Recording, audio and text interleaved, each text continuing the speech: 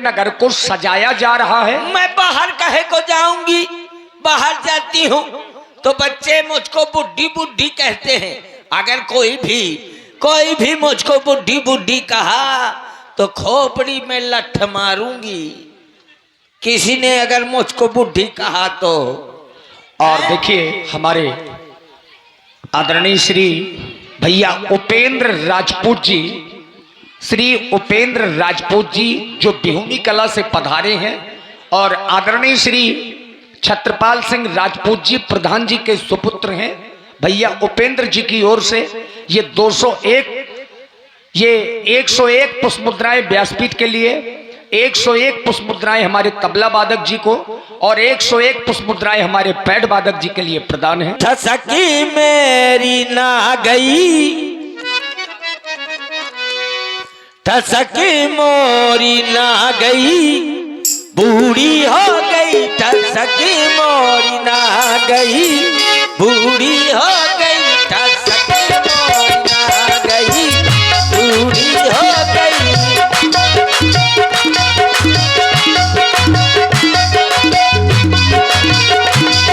ठसकी मोरी ना गई, बूढ़ी हो गई। ठसकी मोरी ना गई, बूढ़ी हो गई।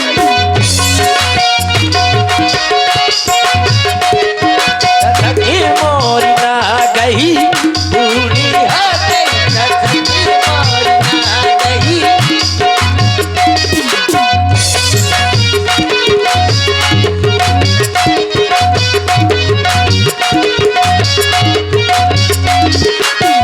छोटी छोटी आँखियों में झीनो झीनो कजरा,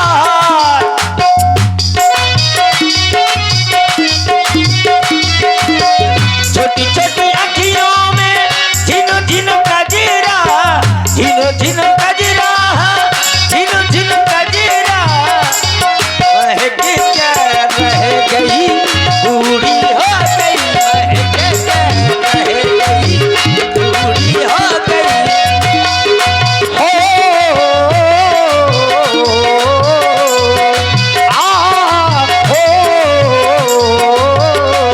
ठसकी मोरी ना गई, ठसकी मोरी ना गई, बूढ़ी हो गई। ठसकी मोरी ना गई, बूढ़ी हो गई।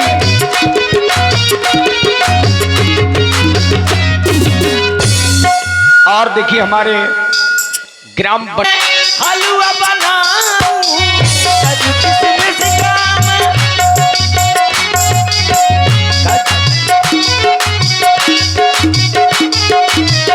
हलवा बनाऊं मैं खूब ही खाऊं। हलवा बनाऊं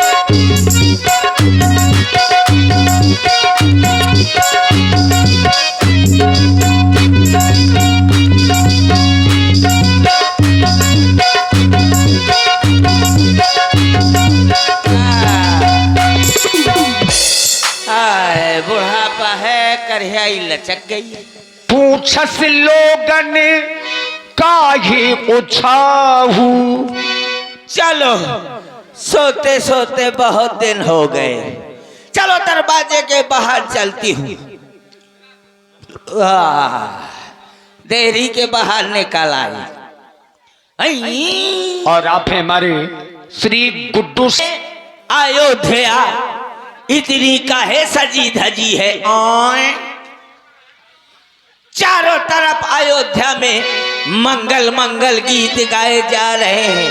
का हो रहा है अयोध्या में, का बात है। इधर देखो कैसी कैसी दुकानें लगी हैं।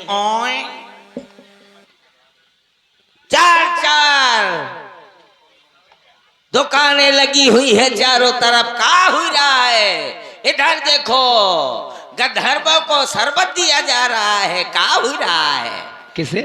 गंधर्वों को। हाँ, गंधर्व।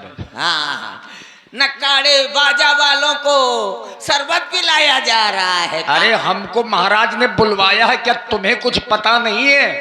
मुझको क्या पता है।